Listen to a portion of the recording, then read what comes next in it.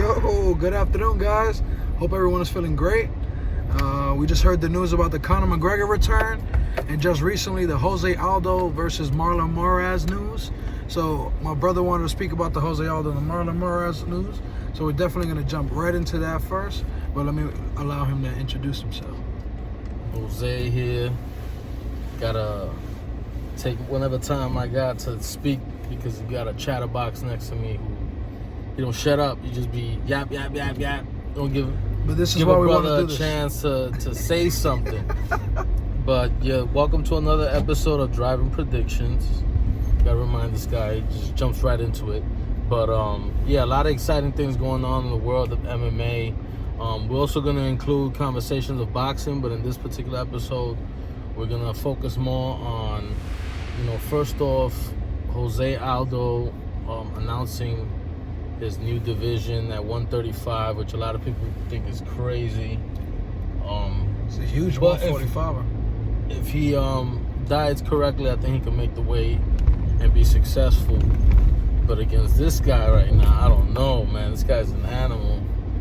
But Marlon Moraes just fought for the title, and he competed pretty well. But Henry Cejudo ultimately turned it around and was able to beat him in dominant fashion, even with a hurt foot. But this guy's a championship contender, and he just fought for the title. So Jose Aldo coming at 135 to fight him is a great indication that he's trying to take this division seriously, as opposed to just trying to go straight for the title. Like, for example, Anthony Pettis did. He goes down, or even Max Holloway did. Max Holloway goes straight to 155, fights for the title instead of taking his time. So, yeah, I think this is a very good decision by Jose Aldo, because I think it's going to allow him a space to prove in another division that he can still be the best. He looks like he can make the weight.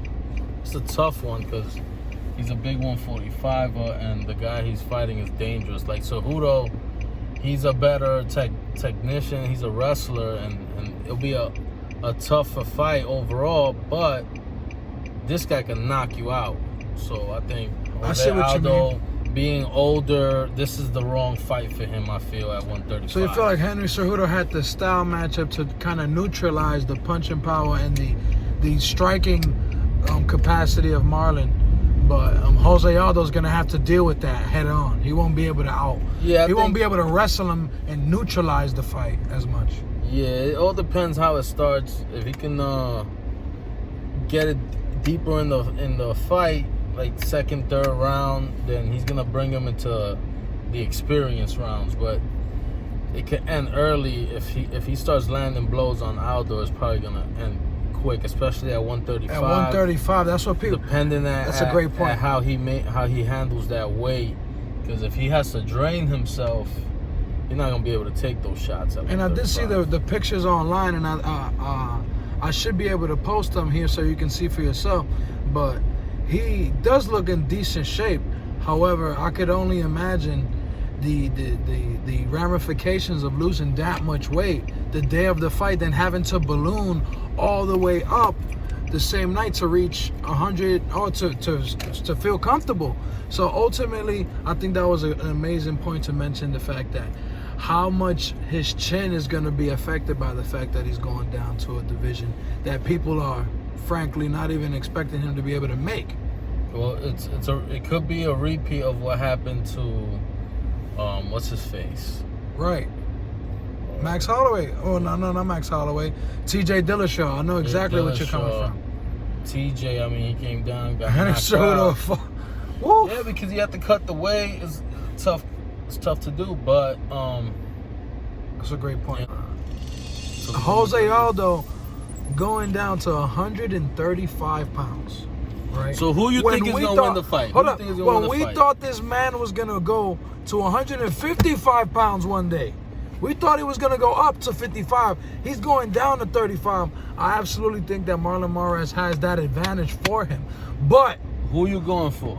Jose Aldo. I'm definitely going for Jose Aldo, and Marlon Moraes theoretically and on paper could have the edge just because he's a 135-pounder naturally, more likely.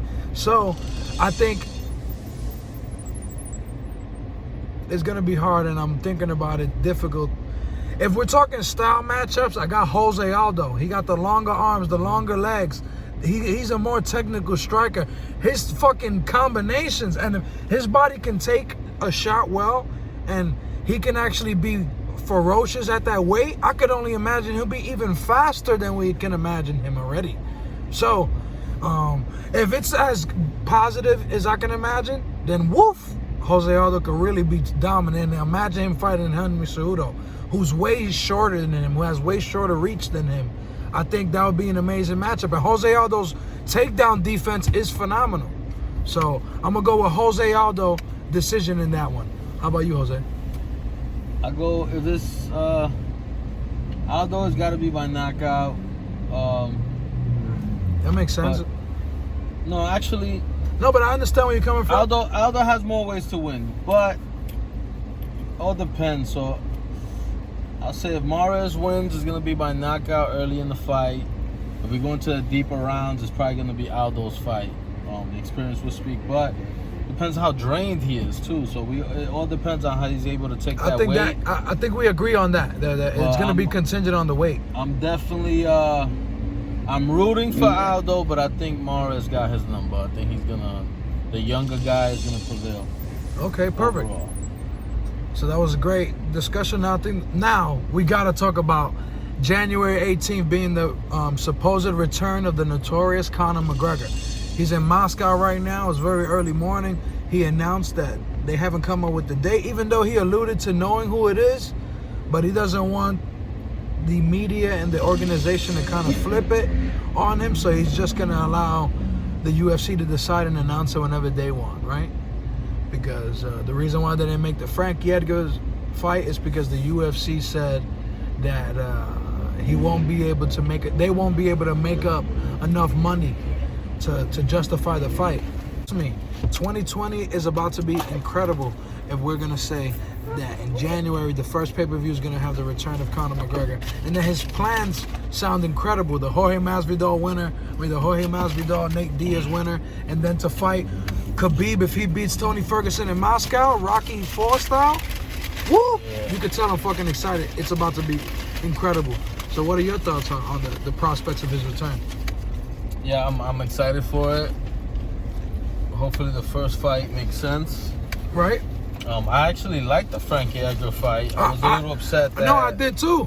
I did too. That they turned away from that because, I understand Frankie Edgar lost his last fight, but... It was a championship fight against Max Holloway. Yeah, it was for the title. He put a good effort. The man's a legend. Why not? He's been active. He's a good style matchup to prepare for Khabib. I think they wanted to probably protect him since he's a wrestler, and they probably looking at McGregor's first fight back. They probably want to protect him. Yeah. Maybe what they saying is that they don't think he'll make any money. I don't believe that bullshit. I don't think he'll make any money. I think they might be protecting him. I feel like Dana White's always trying to protect McGregor in some weird way. No, I think honestly, I think it is probably that the UFC feels that they could capitalize on a bigger fight to have him fight somebody like Justin Gaethje. It might be, but who's more relevant in the division. Some people are trying to say like that's the easy fight for McGregor, and they bugging. The guy's a wrestler, he's a legend. They bugging out. That's a tough fight. But I like the idea of him coming back. Hopefully, it's another fight that makes sense like that, and if he wins the Masvidal Nate Diaz winner, that is genius for the BMF. Just think about the potential possibilities for Conor McGregor in 2020 to come out in January, which he could consider a tune-up fight against somebody, right? Maybe not a tune-up fight in the MMA and the UFC, especially that doesn't exist. But let's consider that his warm-up will be against Donald Cerrone or Justin Gaethje. If he fights Donald Cerrone, that's much more of a warm-up. If he fights Gaethje, that's just him coming right back, just trying to prove that he's a championship contender. And then to top that off with the rematch with Nate Diaz, because he predicts Nate Diaz is going to beat Jorge Masvidal. And we're also going to make a video about that, so stay tuned for that one. And then to top that off, to fight Khabib, because he also predicted that Khabib's going to beat Tony, it's going to be pretty incredible. So the trajectory for 2020 is gonna be fucking hard, because for any UFC champion, it's difficult to maintain that belt, especially at 155 pounds. So if he can actually conquer this division again, he will go down as the GOAT.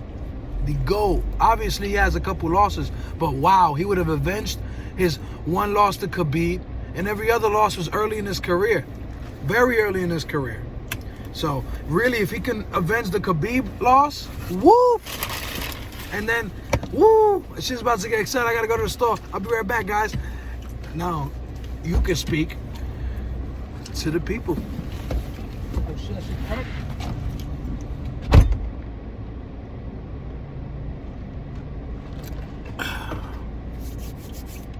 Well, his rude bastard just left the room, but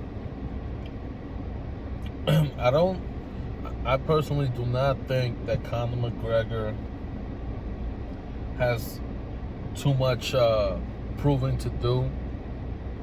I think his first fight should probably be someone like Cowboy. After that, I like the idea of the BMF belt. Not an easy fight to win. Obviously, the 2 fights with Nate Diaz were very close. Lost the first time and barely won the second time. So you wait until after I leave the car to speak blasphemy? Masvidal's a big, brutal guy. He could probably end up beating McGregor as well. Tough fight.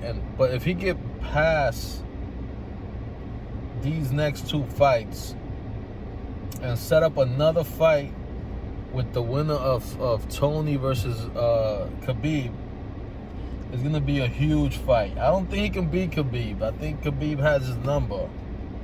But it's still going to be a very interesting fight to see.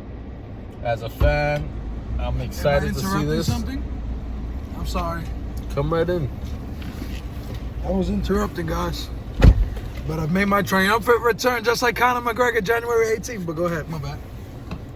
I was just saying how McGregor's gonna lose if he fights Khabib the second time. Oh no, I came in the right time. I came in the right time, guys. Trust me. He has his number. He does not have his number. Do not believe the hype.